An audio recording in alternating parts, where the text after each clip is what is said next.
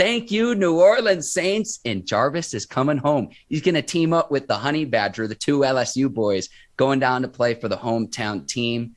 Ike, I always say this about Jarvis, particularly about what he brought to the culture for that Browns organization that desperately needed a culture change.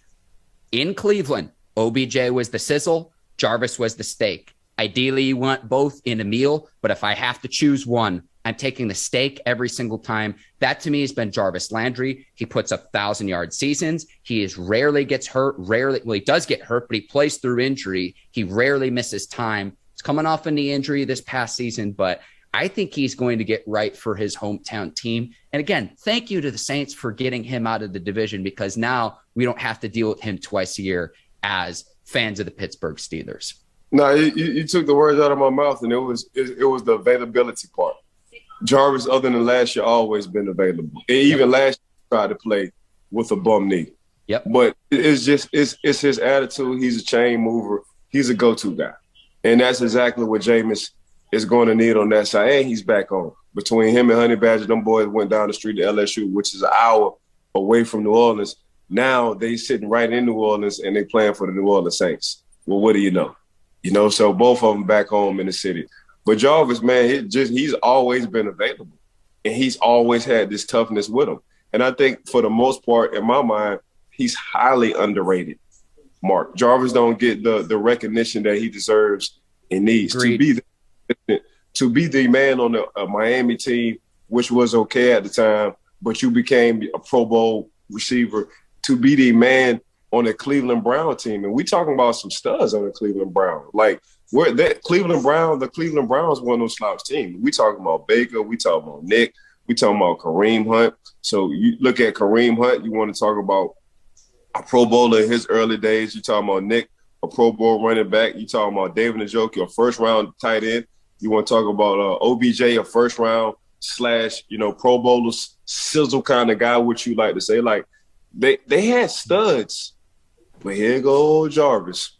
Every time you need a play, he's always available. He's always there, and he's always catching clutch passes. That's just what he do. So we're going to give Jarvis his flowers as he don't have to retire for us to give Jarvis his flowers. Jarvis he's a heck of a football player. He's everything you're looking.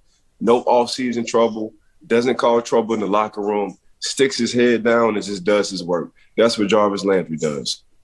Go back and watch the clip from Hard Knocks in 2018 when he's in the receivers room. The speech, I think there are some players that know when they're mic'd up and they're going to kind of put on a little bit of a show and they're going to act not how they would act naturally. That's real with Jarvis. That is real with Jarvis. And I go back to when they made the playoffs and beat the Steelers in the playoffs, won a playoff game. They hadn't been to the Cleveland Browns had not been to the postseason before that, the 2021 season, the 2020 season. Since 2002, I could have been almost 2 decades. So he now goes to the Saints, and the Saints have a nice little trio as well. Michael Thomas is coming back. They got Chris Olave in the draft. Trevor Penning is going to shore up that left tackle position that Terron Armstead departs for the Miami Dolphins. Oh, and now, by the way, you bring in Jarvis Landry.